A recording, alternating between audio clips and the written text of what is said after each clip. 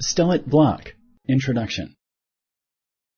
It is expected for the eye to droop on the same side of the injection and for the pupil to become smaller. Select true or false. Correct.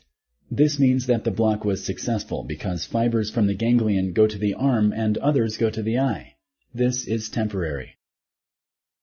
Allergic reactions are very common during stellate blocks. Select true or false. Correct. Allergic reactions are rare but potentially deadly.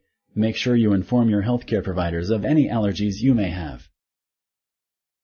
Infection, bleeding, or permanent injury to the nerves, arteries, veins, and feeding or breathing tubes are unlikely. Select true or false. Correct. These are uncommon, but they are possible.